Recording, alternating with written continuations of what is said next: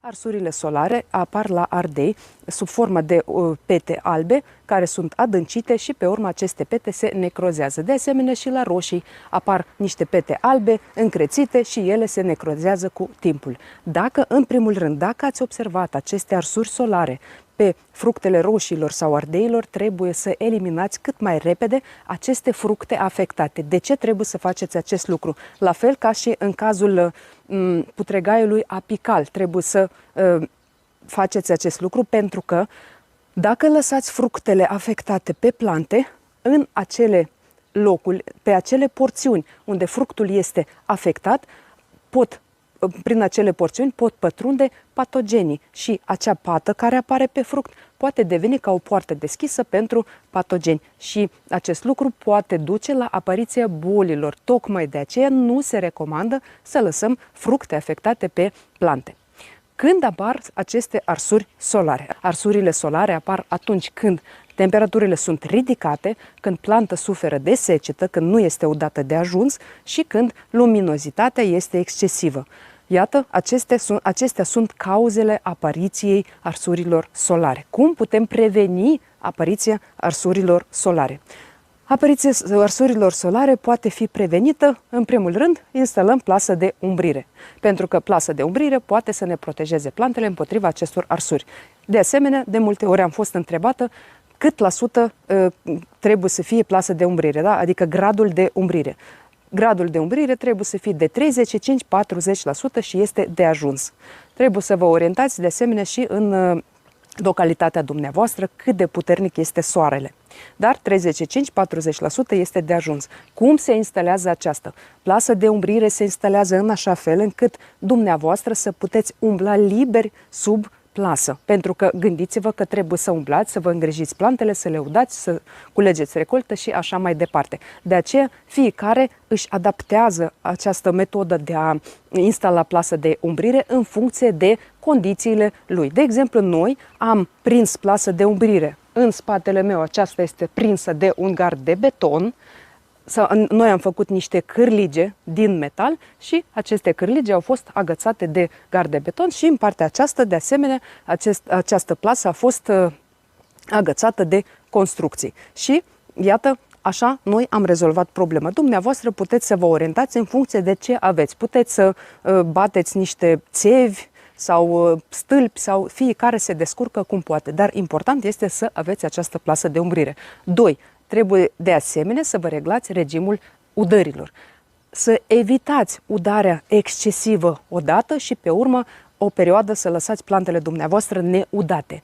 Pentru că și acest lucru poate duce de asemenea la aceste probleme. Planta este într-un stres. Mai mult de atât, dacă veți lăsa plantele dumneavoastră să sufere de secetă și pe urmă le udați excesiv, dacă deja aveți fructe, mai mult vorbim de roșii, gogonele sau fructele deja încep să se coacă, atunci roșiile vor crăpa, pentru că crăparea roșilor, în cauza crăpării roșilor, una dintre cauze este udarea bruscă, adică ați lăsat roșiile să sufere de secetă și pe urmă le-ați udat brusc cu cantități foarte mari de apă. De aceea trebuie să aveți regimul reglat foarte bine stabilit de udare.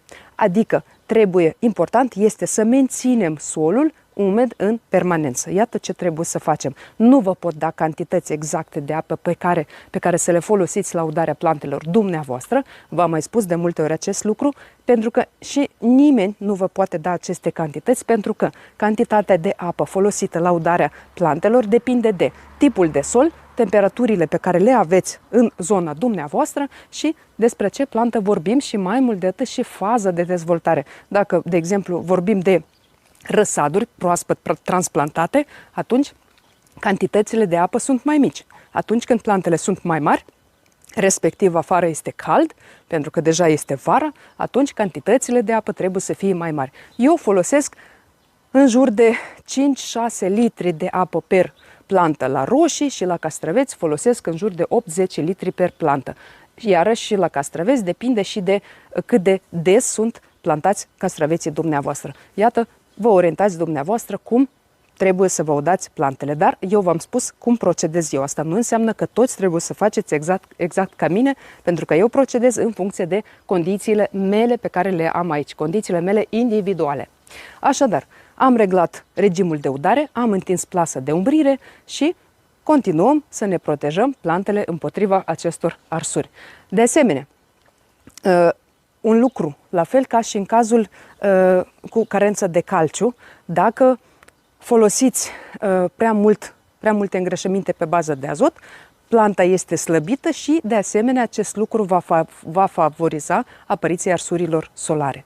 Iată, ați văzut că cauzele apariției acestor probleme sunt aproape identice, da? Vorbim de luminozitate excesivă, vorbim de temperaturi excesive, vorbim de lipsă de apă, vorbim de folosire în exces a îngrășămintelor pe bază de azot și vorbim de carență de calciu care apare la plante, pentru că și în cazul arsurilor solare este vorba și de carență de calciu, adică nu este rezultatul carenței de calciu, dar dacă planta ar avea mai mult calciu, adică dacă ar avea destul calciu, atunci ea ar fi mai puternică și ar rezista la acea luminozitate care este în această perioadă.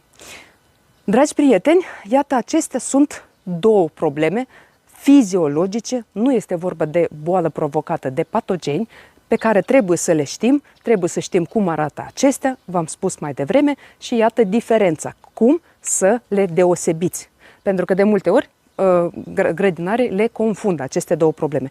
În cazul putregaiului apical la roșii, ardei și vinete, putregaiul acesta apare în vârful fructului. Dacă vorbim de arsuri solare, arsurile solare de foarte multe ori apar pe pe partea laterală a fructelor, acolo unde bate soarele sau în partea de sus, ori pe partea laterală.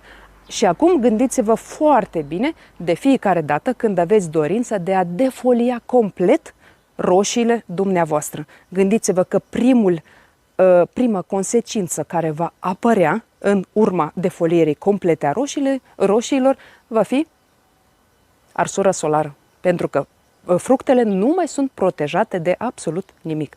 Așadar, dragi prieteni, acesta a fost materialul de azi.